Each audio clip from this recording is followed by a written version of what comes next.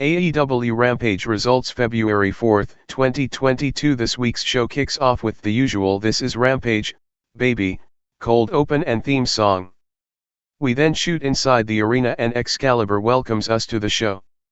His co-broadcast partners chime in and introduce themselves, and after we briefly hear from Chris Jericho and Taz, the three send us to the ring for our opening match of the night.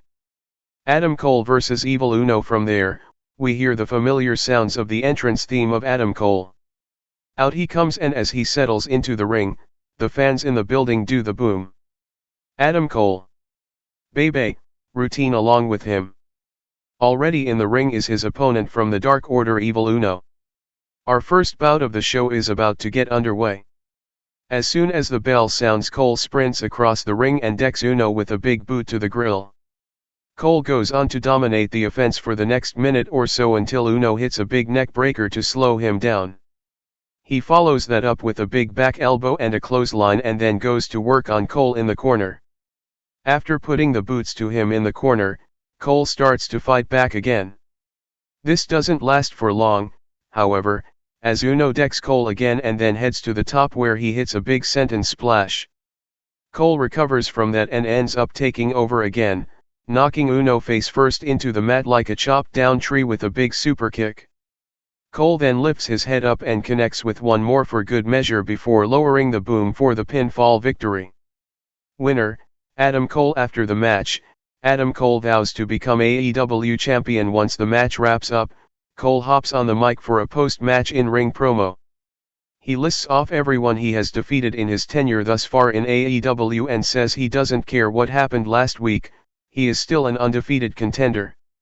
He says all last week did was ensure that he is now a new and more ruthless Adam Cole. He goes on to vow to become the AEW World Champion. Jade Cargill wants to know who is next. Now we shoot backstage where Jade Cargill is shown with her manager Smart Mark Sterling. She says everyone channel surfing just stopped to see her fine ass. She then talks about wanting to know who is next to challenge for her TBS Women's Championship on her show. That be *TCH show. TNT Championship. Sammy Guevara, C, vs. Isiah Kassidy. We head back inside the arena for our next match of the evening, which is the first of two title bouts scheduled for this week's show. On that note, we hear the familiar sounds of Sammy Guevara's theme song, and out comes the Spanish God of the Inner Circle for his latest open challenge defense of the TNT title. He settles in the ring where we see his opponent, Isiah Kassidy, already standing. The dapper yapper Justin Roberts wraps up his pre-match ring introductions and the bell sounds to get this one off and running. The commentators point out that Guevara's ribs are still taped up, and after he enjoys the early offensive control, we see Kassidy take over and focus his attack on the injured ribs of the TNT champ.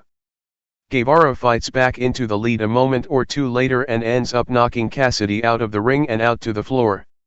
He builds up a head of steam and goes flying, launching himself from the ring and splashing onto Kassidy on the floor. Back in the ring, Guevara continues to dominate the action, taking it to the private party member until we see Matt Hardy get involved. While the referee is distracted by the other private party member, Mark Quinn, Hardy hops on the ring apron and hits his finisher on Guevara. Sammy bounces from the hard part of the ring apron and lands on the floor, where we see Kassidy follow up on the assist provided by Big Money Matt Hardy as Excalibur talks us into a mid-match commercial break. When we return from the break, we see Guevara fight from underneath and ends up once again taking over on offense.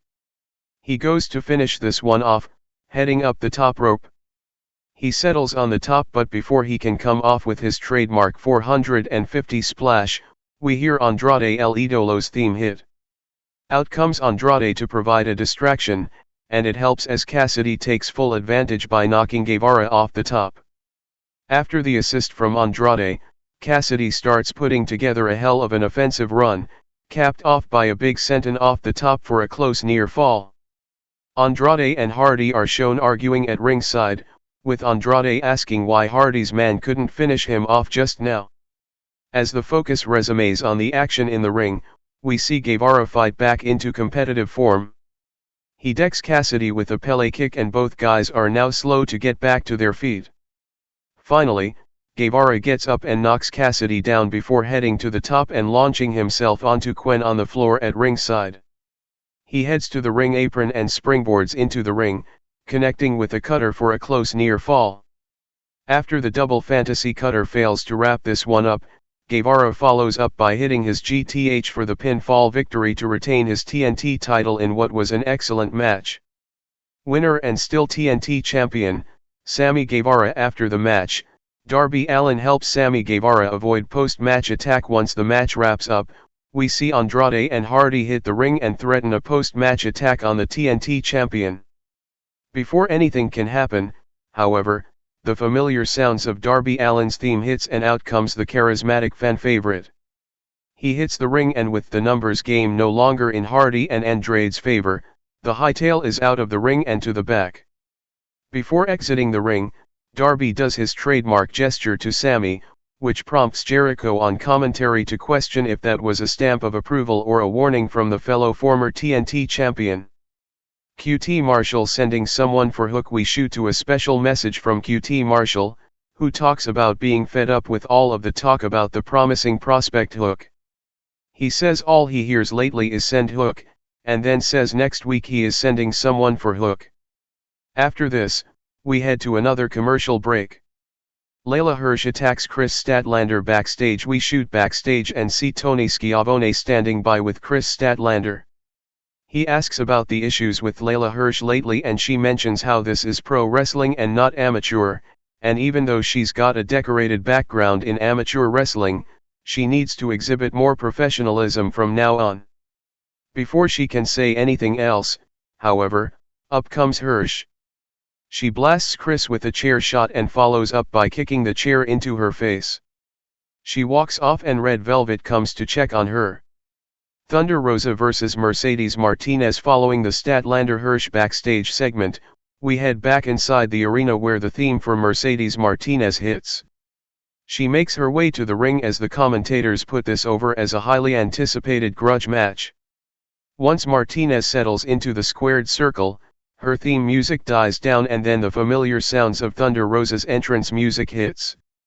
She makes her way out to a nice pop and settles in the ring as her music dies down. The bell sounds and we're off and running with this one.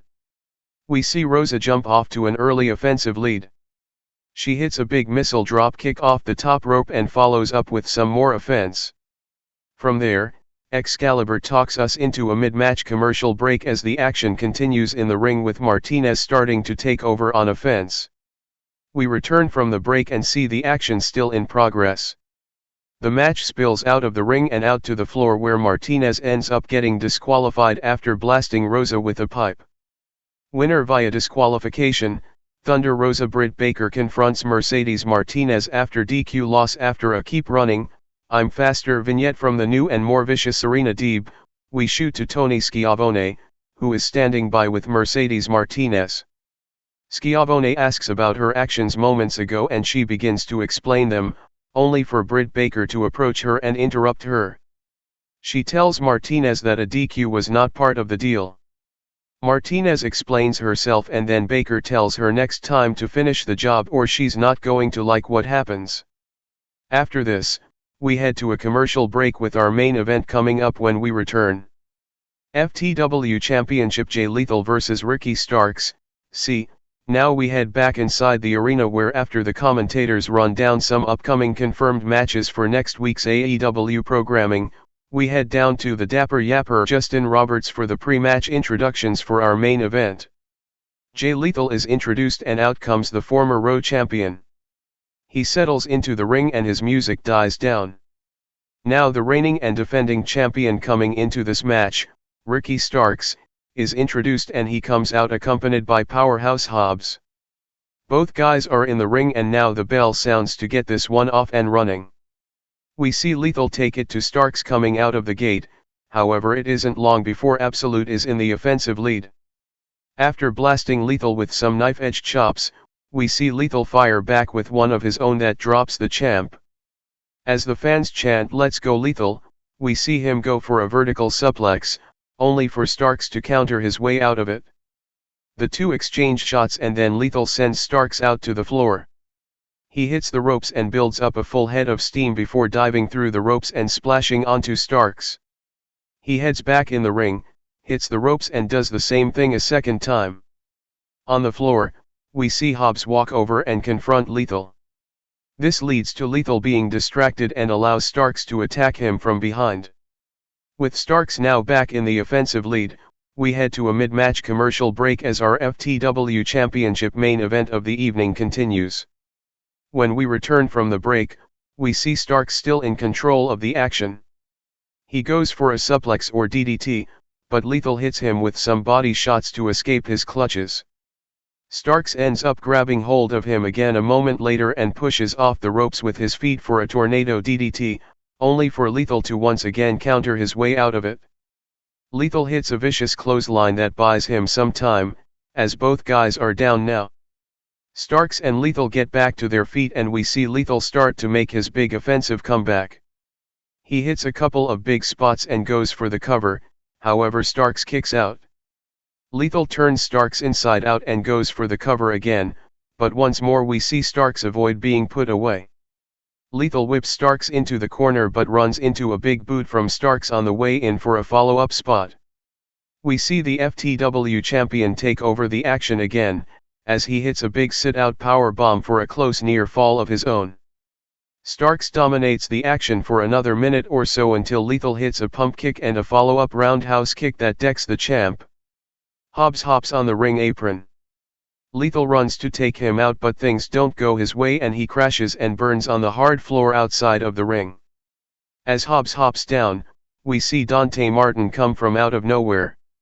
He builds up a head of steam and launches himself onto Hobbs on the floor.